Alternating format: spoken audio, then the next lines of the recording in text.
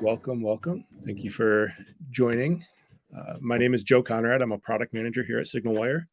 I've been working closely with our carrier ops team and obviously our engineers to integrate and implement a lot of the nuances and processes revolving around what we're going to be talking about today, which is the campaign registry and the need to register all of your SMS 10DLC traffic.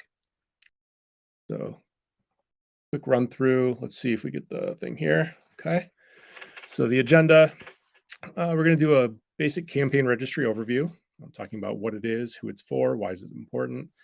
We're going to go through the basics of registration. We're going to go through the costs that are associated, and then a quick demo of how you can go ahead and get registered here with SignalWire. And then we'll punch through some FAQs and then any questions that you have along the way. As we go through the presentation, feel free, there's a little chat icon bubble down in the lower right. Feel free to ask any questions in real time as we go through. We have plenty of SignalWire employees here to help address any questions that come up.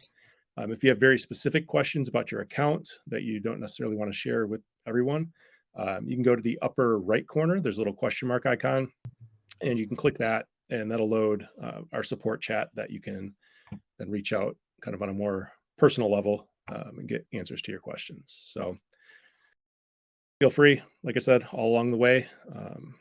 Don't hesitate to speak up with chat. All right, so starting out, we're going to go through the registry ecosystem in terms. So lots of terms related to this campaign registration process and messaging in general. Some of the main ones you're going to have are MNOs, which are your mobile network operators. Those are your wireless carriers, as you may call them, like AT&T, T-Mobile. You have a DCA, that's the direct connect aggregator. They're sort of the handoff that takes the message and then passes it on to your MNOs. You have CSPs, and that's the provider of the messaging services to its customers. Resellers, again, it's a company that's reselling messaging services to their customers. So kind of like that next grain down. Brands, so think of that as the company or the brand that the end consumer or end user who receives a message, who do they believe that they're actually receiving that message from? So good example would be, I'm a company that sends appointment reminders. If I have 5 salons registered under me, each one of those salons is technically a brand, as they will be getting messages, consumers will be getting messages on behalf of those specific salons. That's kind of the broad piece there. And then A to P, application to person, you're going to see that come up in a little bit. That basically means anything where a system is sending the messages. So not me grabbing my phone and sending a message to my friend or my wife, but an actual kind of automated method of sending messages to others. 10DLC, 10-digit long code. So let's think of like your North American numbering, Canadian as well, but we'll get into that a little later and where that does and doesn't apply. Campaign. So think of that as the container of things, right? Like it defines what you're doing up to and including the content and the template that you're going to be sending out to everyone. And then throughput, which is basically the throttling or the number of messages that are allowed to be sent within a certain time frame. All right, so what is the campaign registry? Who is the campaign registry really? So the campaign registry is actually a business, a company. They were selected by the MNOs as a single source of information for all of the campaign detail, right? So they call themselves, I believe it's like the authority of registration. So this is who takes all of your information for the brands, what you're intending to do, where you're intending to send it from, and compiles all that information and basically verifies and vets that you are legit. This is what you intend to do, and then kind of puts the stamp on it and then lets you start sending those messages through. It provides the MNOs with visibility into the who and the what for each messaging campaign that you intend to do. And again, it's a centralized system and it benefits messaging providers, businesses, and end users with predictability and reliability. So it ensures that the end users are getting messages that are intended for them and that they're interested in and maybe that they signed up for, they opted into. But it also, as a provider or a business, it ensures that your messages are delivered and aren't just getting rejected. And again, SignalWire has been at the forefront of these efforts from the beginning. So when I started at SignalWire, that was one of the big projects that was kind of looming, was this campaign registry. Nobody really knew. It was kind of this concept, right? And it's evolved over the year, and we've definitely made a lot of updates as things have progressed. The general process of registering, a lot of that has also evolved over time, and um, we've been making our updates every step of the way. So I'm going to go through a bit of that here in a minute. All right. Who is this registration process intended for? So mentioned before, A to P. So if you are using an application platform to send messages, so you're using SignalWire to send messages to anyone, really, use it from a 10DLC number to someone in the US, then you need to register. Um, Again, toll-free and dedicated short code numbers don't need to register at this time. And I put a little asterisk next to toll-free because there is, and you'll see in the FAQ later, and there's also links that you can dig into a little bit more, but toll-free doesn't go through the same registration process, but there is a separate verification process involved for that. And again, 10DLC messaging exclusively outside of the USA doesn't require registration at this time. It's just within the United States. If you're messaging from a 10DLC number to a 10DLC US number, you must register. Why is it important? Again, improved deliverability. So your campaign is going to be pre-approved based on the information that you provide, the templates that you provide. So it's less likely to be flagged or blocked by the carriers as long as you stay true to what you intend or what you said you intend to send. It improves trust among customers. So the goal, again, is to deliver legitimate campaigns. So it reduces spam messages that the customers are receiving. So they're going to trust in what you're doing, right? This is communication that they've opted into and that they've requested to receive. And then higher throughput. So by registering your brand, you get vetted, you get verified, and you basically get the ability to send more messages per second, reach a larger audience faster than if you weren't to register. And then again, the big one is penalties. So particularly T-Mobile, there are some fees and fines that go up into like the tens of thousands of dollars per instance of breaking away from any registration and sending communications that weren't opted into or that, you know, get flagged too many times as being spammy or not legit. So this is one way to ensure that you're, you know, going on the right path and playing by the rules. All right. Best practices. So register your information. Always be honest, upfront, transparent. You want to tell the campaign registry and the MNOs basically what you intend to do, right? Skirting around it and being vague or like giving an example and then doing something totally not related when you actually start your campaign, you're going to get flagged, you're going to get shut down. It just causes a headache. So from the very start, when you go through the registration process, which we'll go through in a little bit here, it's very simple. And as long as you're honest and clear about what you intend to do, who you are, and like your opt-in and opt-out processes, you're more than likely going to be good. And then another best practice is to have a single dedicated use case per campaign for higher throughput. So, you know, you'll provide templates and example messages and things like that. So the more specific your intent is, the better. So like if you're doing two-factor authentication, mark it as two-factor authentication.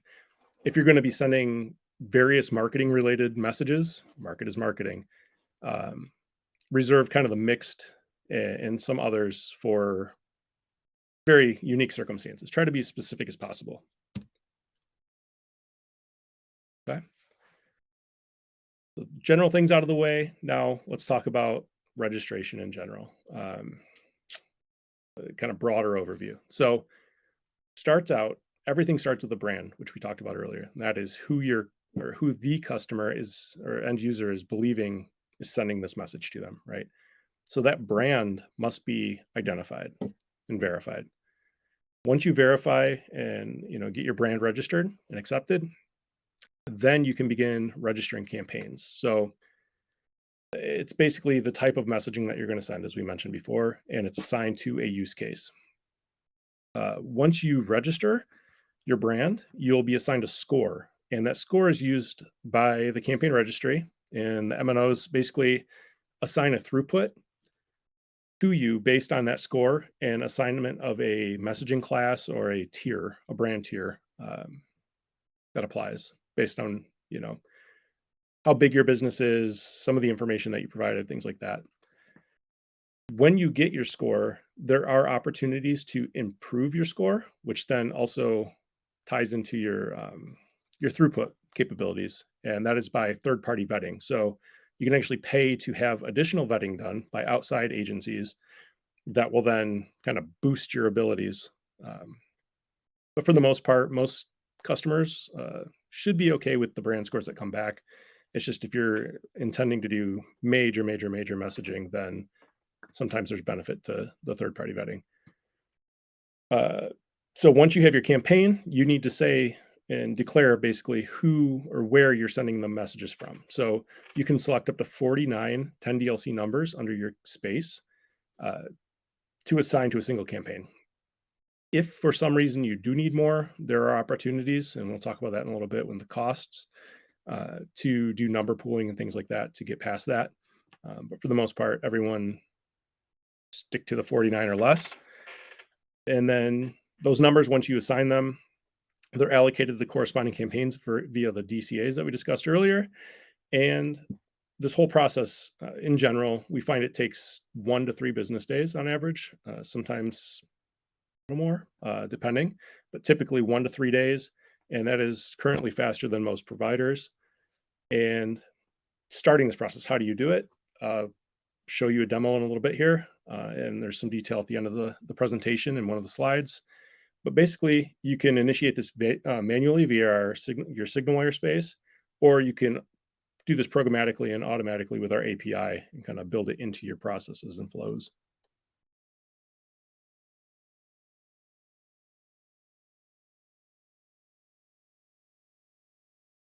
All right. So how should you register, I should say? So again, individual businesses, think of that as a brand, right? Who does the end user believe is messaging them? That is a brand.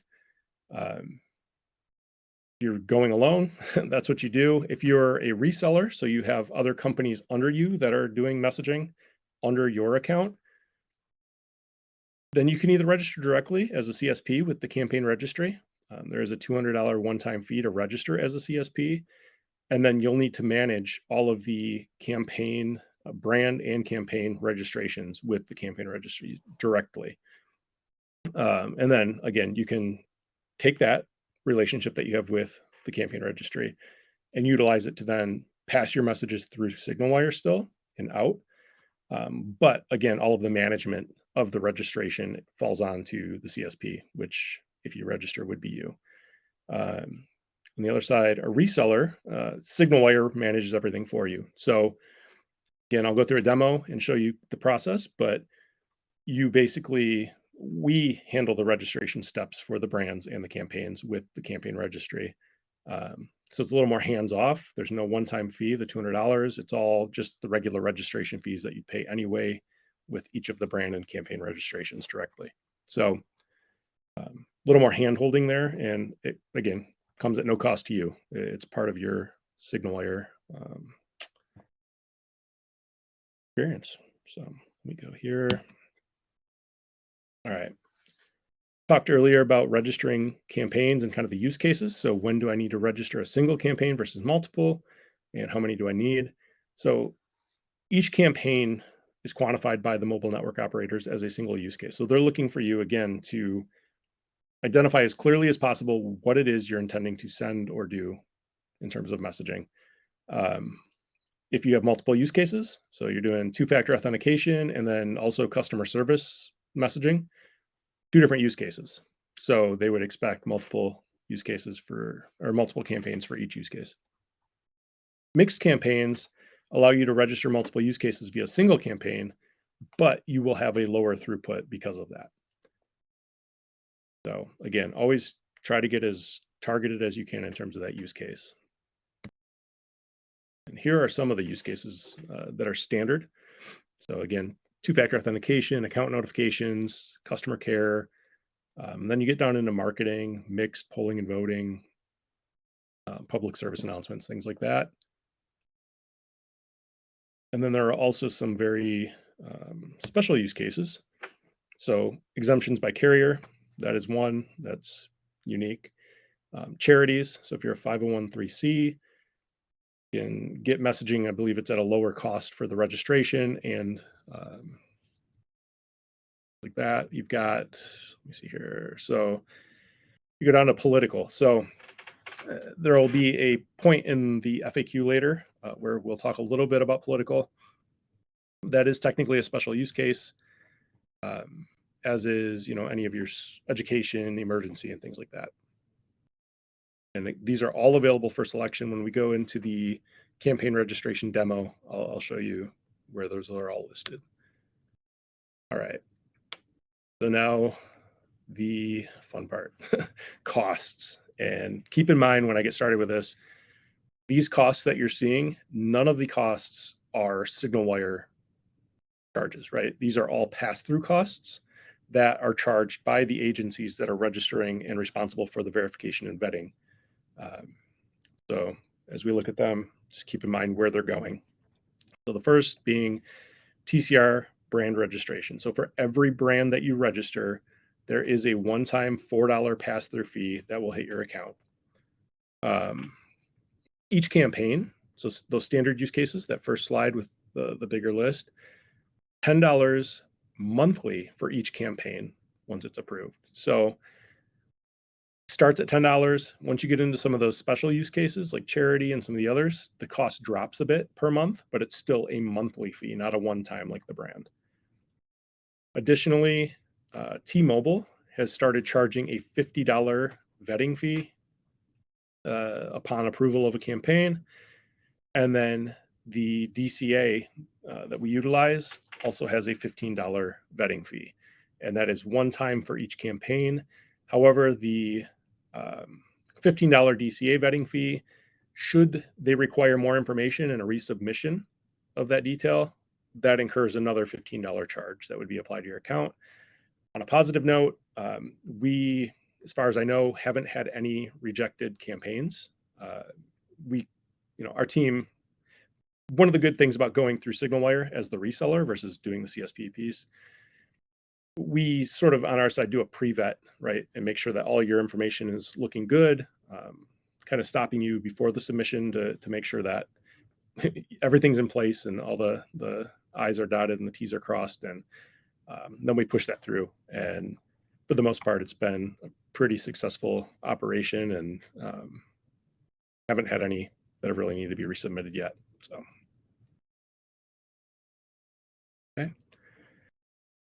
In addition to the registration costs, you've got AT&T and T-Mobile network access fees. So this lists the AT&T network access fees, which is 0.002 for 10DLC SMS, and then 0.0035 for their long code MMS. And that's for everything but special services. So charity, public safety, emergency notifications, those do get a kind of a waiver on the cost of the additional network access fees. Everything else is the rate shown, including political. T-Mobile, similar, they're 0.003 per SMS and 0.01 per MMS. Again, they have the $50 one-time campaign fee, in addition to the current $10 a month or reduced cost, depending on the use case, campaign registration fee from TCR. And there are some other items that they do charge for. So special use cases. So again, earlier I'd mentioned number pooling. So should you require number pooling, a special pre-approval is needed. And T-Mobile does charge a $2,100 fee for that pooling upon approval. And if you do require messaging volumes above 200,000 messages a day, there's also special pre-approval needed, and there's a one-time $5,000 fee for a special business review upon submission of that review request. Those are some of the potential fees and the set fees that will be passed on to you. Okay. Now, All right. So a lot of information, a lot of things to kind of absorb, right? And again, if you register directly with TCR as a CSP, these are all things that you'll need to know the ins and outs of and keep up to date. These things have changed. It's getting more stable, but these little details have been changing all throughout the last year and a half at least. So registering with us, we keep on top of it for you and make sure that this process moves smoothly for you. And I will show you how simple it is right now. You go about registering with SignalWire. Right. Okay. So I am in my space right now. I'm in here. I'm in one of my projects. And it's as simple as going to messaging campaigns on the left navigation. When you're in here, it starts you right out in the brands piece. So we talked through it earlier. You have to have a brand to associate your campaigns to. And then once you have your campaigns, you associate phone numbers that you're going to be sending on behalf of to that campaign. So it kind of goes brands, campaigns, then phone numbers. So when you go into this tab, you start right out in brands. I already have a brand here, but I'm going to show you basically how easy it is to register a brand using our UI. You'll come in here. I've already pre-populated all of this to kind of speed things up, but you'll just enter your company name, your contact information. You do need an EIN. Again, that's your EIN, not a social security number. Be sure not to post that in there. Your company's address and information around what vertical you're in, and then your company's website. That information is what will be used to basically fact check what you put in there, and they'll verify and make sure that you are who you say you are, to ensure that you have the authority of that organization. So once you do that, you hit save, give you a little pop-up that says, hey, you're going to be charged that, $4 fee for the submission. Okay.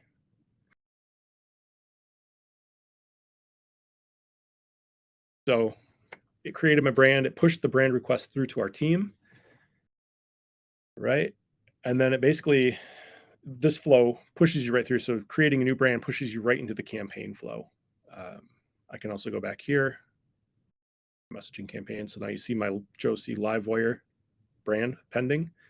You can also access the screen that we just got to by going here to the campaigns tab under messaging campaigns and clicking create a campaign.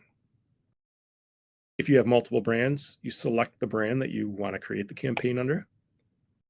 And then here's where it all starts. So under this is your use case, right? And I'd mentioned before, be specific. So these are all of the use cases that we currently support. They cover, we have, if anything special is needed that isn't in the list, we can add it. But this is the general, pretty non-unique situational use cases that we've encountered so far, and they've covered everyone that's registered up to this point. So you'll go through and you'll pick. So in my case, I'll just pretend I'm doing customer care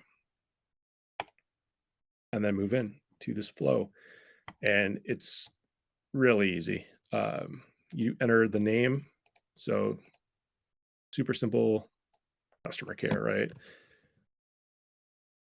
So that's your name that you want to establish for this campaign so that when you're referencing it, what it is. This is the use case that pulled through from the other tab, the previous screen. And then you just go into a description. You talk about what your campaign is. You provide a sample message or template and content, and you can include up to 5. So that's where you get into kind of some of the mixed. You need at least 1. So when you establish a use case, if it's just a generic message that's going out every time, put a sample in there. You go through, are your message templates dynamic? If they are, talk about how the content will change. So, obviously, if it's for different users, like, their username will change or whatever it is, it's, being kind of parameterized or put in as variables in your message, just describe it. And then you get into your opt-in and opt-out processes. So that's very important. The campaign registry, the MNOs, they want to make sure that the users that are receiving these messages have a way to explicitly opt in and to get out of the messaging if they need to. So just be very descriptive about your process and how that works here. And then again, do you need number pooling? And then there's some basic questions that help us understand and kind of raises some of the nuances. These are the things again where depending on what you're doing, some of these items aren't allowed. Some of them have very specific ways that they need to be handled. So flagging any of these items that are listed here will help our team help you. And again, that's just part of that experience that we offer versus you needing to understand all the ins and outs of each of these items, plus some, if you were to register all these on your own directly with the campaign registry.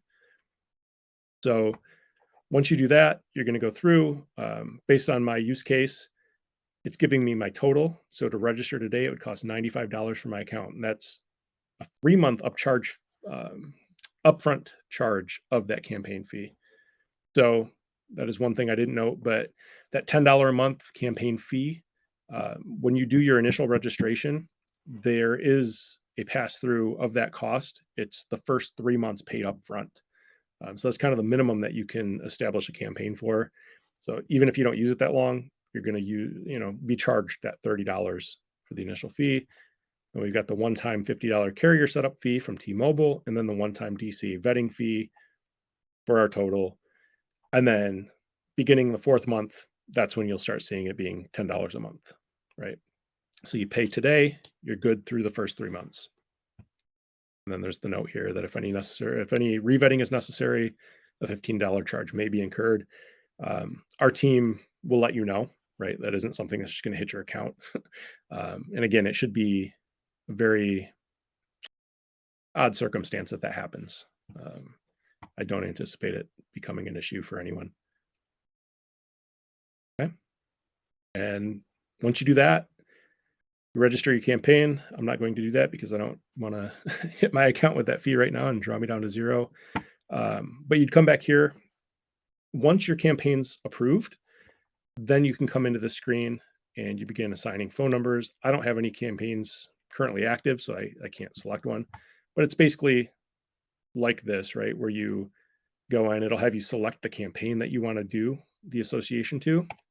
You select it, and then you can enter one or many numbers in a list from your account that are active, and it will pass through all the association requests and assignment requests to upstream providers and help make all of those linkages happen so that your messaging can begin. Again, our team, with us handling it, should you go through SignalWire versus doing it directly yourself, we can help figure out every step of the way through this registration process, like where things stand, and give you those updates as things come through. Okay. Cool. That was the super simple registration process. Again, that is just the UI. I'm going to go to this thing here.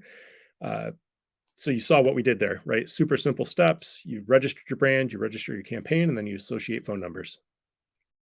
Should you want to do anything programmatically, there are APIs that you can utilize to do each of those steps as well.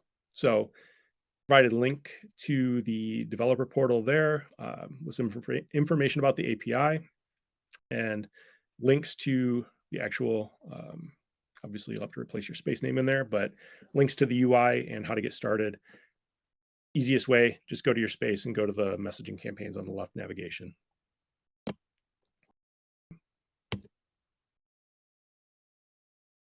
All right. And then really brief FAQ. This is kind of a subset of questions that came out of a bigger FAQ that's linked down at the bottom of the slide. These slides will be passed along. You'll get some follow-up emails after this presentation, and you'll be able to access all of this from there. But just touching on a few of the major questions that we get a lot. What happens if I don't register? Well, if you don't register, you're not going to be able to send messages. Registration is required, right? So as long as you're doing A to P 10DLC messaging to US 10-digit long code numbers, you must register. Do I really need to register my political messaging campaign? Yes, you do. All traffic, again, must be registered. Additionally, so this is where the little footnote for political earlier came. 527 entities must undergo an additional registration with the campaign verify prior to registering their campaign. So 501c, I believe it's 501c4, they don't. They just register as a straight up political organization. If you're 527, in the use cases, it'll say political 527. That exposes an additional field where you need to go to Campaign Verify and get an additional token. And it's basically vetting that you are authorized to represent. It's like an additional step, right? If you're doing any state, federal type of messaging, it verifies that you have the authority to message on behalf of that candidate. So it's a whole separate process outside of the campaign registry, but is required. I believe T-Mobile in particular asks for that to be passed through. Does this apply to toll-free numbers or short code as well? No, we talked about that. However, toll-free numbers have to go through an unrelated verification process. There's a link in the slide to that verification process should you do any toll-free messaging. That'll kind of step you through that process, which is, it's not as, I want to say, not as automated, not as simplistic. It involves a little, like more filling out a sheet and passing it along. It's a little more manual, the handoffs. But again, it's another situation where our team helps facilitate the process. We give you the sheet to fill out. We take it back and then pass the information along and kind of handle and liaise with the verification company, right? And make sure that everything's set to go for you. How long does registration take? We talked about that earlier. 1 to 3 days is average. Can be shorter or longer depending on the information that was submitted and whether or not resubmissions are needed. And then how will I know that I'm good to go? So again, benefit of working with SignalWire, we have a dedicated campaign registration team, our carrier ops team, and some of those that work with them. They will work closely with you from the time that you submit your requests, whether it's the brand or the campaigns, and keep you in the loop, get back to you with any information that's needed, and work with you to remedy that and get your campaign up and running as quickly as possible. If you want to access the additional information for the FAQ, it's down at the bottom. There's a link here. And it also, that's where we keep up to date. So like within our UI, you'll notice there's a little bell icon. We post a lot of updates there. This page also gets updated with that same information. So it's kind of our one-stop shop for all things PCR related, campaign registration, any new fees, any new steps in the process, things like that. That gets posted there, as well as any updates to the FAQ as we all learn together and work through this process.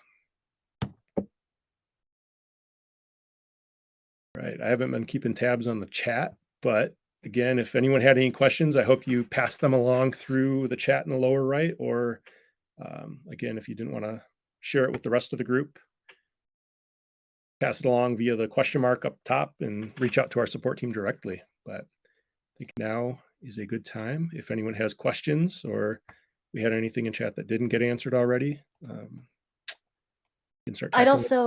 Hi, Catherine here, manager of carrier operations. I'd like to point out that there is an open sales room right now if you wanted to speak to one of our sales reps.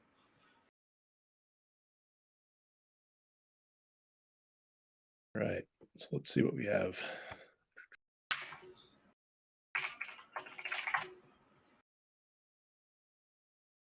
If you have an existing toll-free number, will it need to go through an additional verification process? So toll-free, again, kind of outside of this, but as of right now, September 30th was kind of the grace period for existing toll-free numbers that are not verified to continue messaging.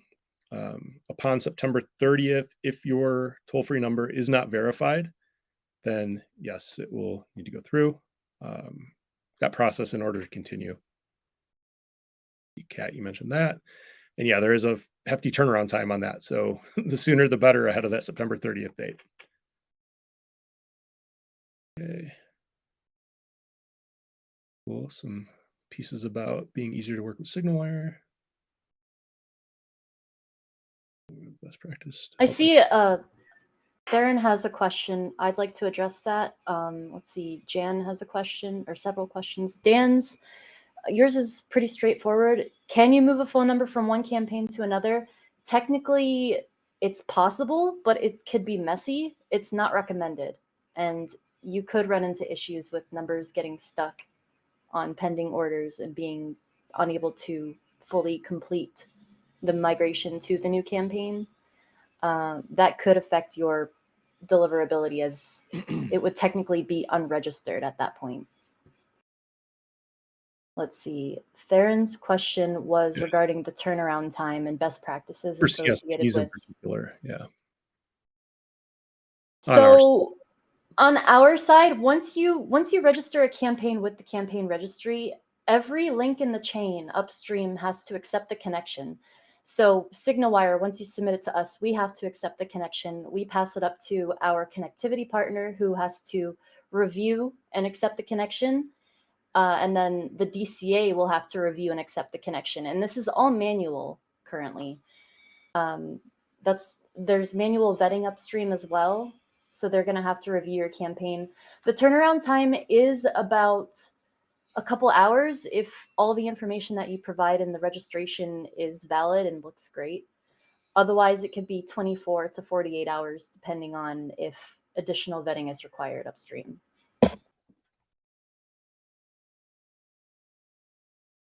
You mentioned that your other service provider will pretty much allow you to start sending immediately. It's likely that they're letting you send unregistered, and we don't like allowing anyone to send unregistered. That could incur some pretty hefty fines, and we do our best to avoid that. Let's see.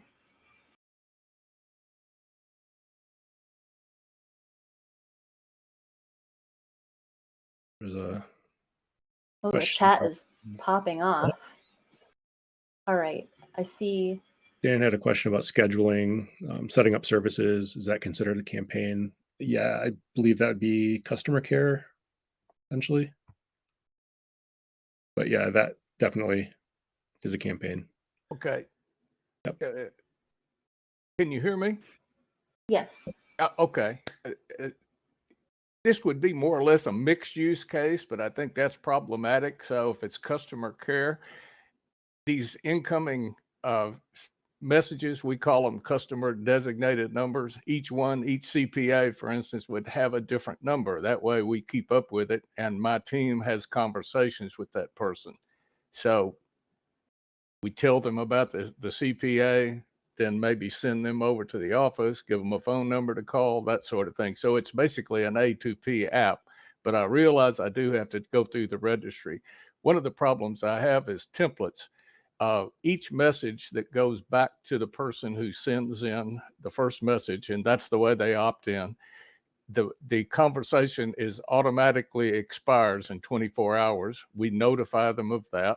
We tell them the company they've inquired about, who they're talking to, and that's a prepend on every message that we send back to them. So once the conversation's over, it's over. And if they keep it up for 24 hours, then more messages will go through, but at 24 hours, it's done. We're also putting in a reply stop to kill the conversation. So that would be an opt-out. I've been told by a developer that you handle the opt-out when you receive an uppercase stop. Is that true? No, we do not handle opt-outs. Okay. All right. So is it good? Is it etiquette, or is it against the rules to send a message back to tell someone we've received your stop request? You will receive no more messages from XYZ.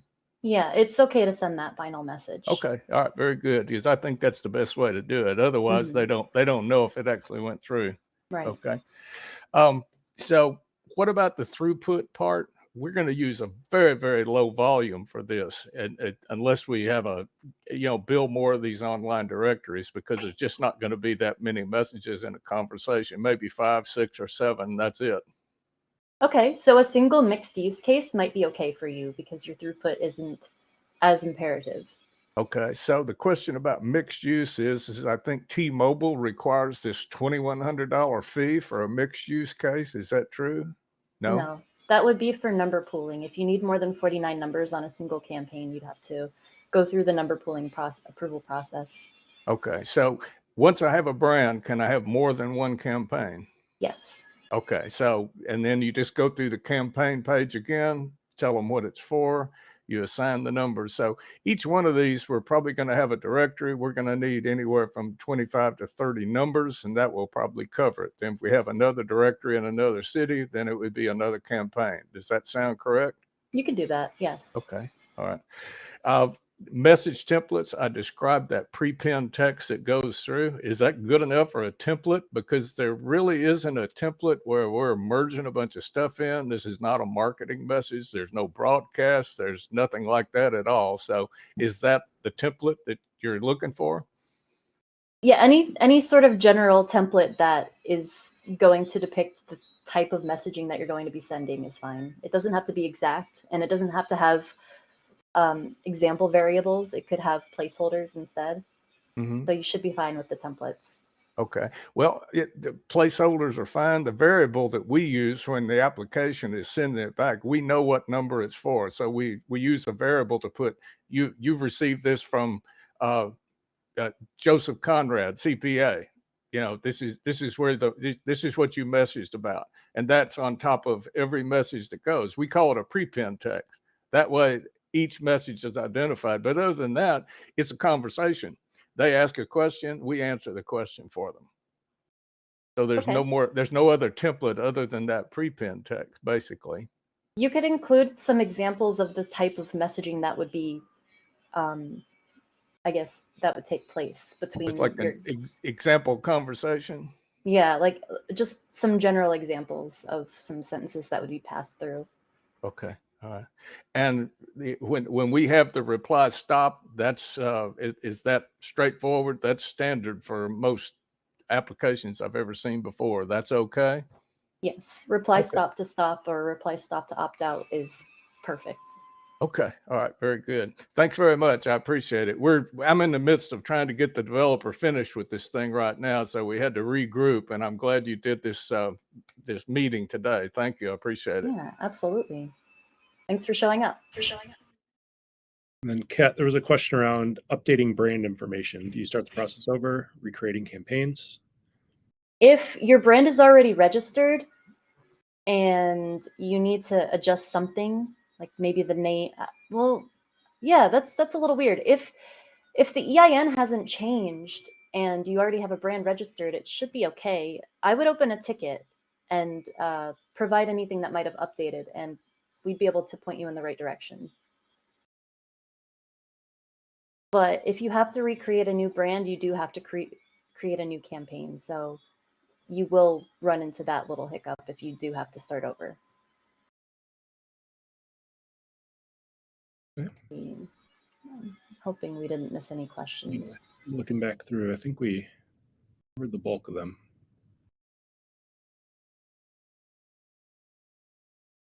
Yeah, I think that's about it for now. If anyone has any others, let us know. Again, feel free to reach out via support. Team's always here to answer questions. And again, this presentation will be passed along to everyone that participated, and you'll see some follow-up emails coming. So feel free to click around some of the links in there to, again, review this information plus some additional, more detailed information on those linked pages. All right. I was just hoping, is there any chance that you could charge political campaigns $1,000 per text? I would really support that.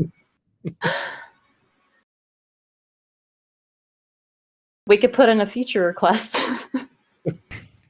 I'll support it. Awesome.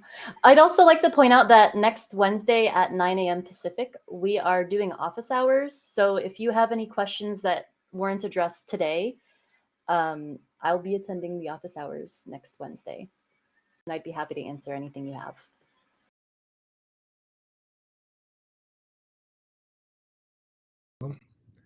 All right.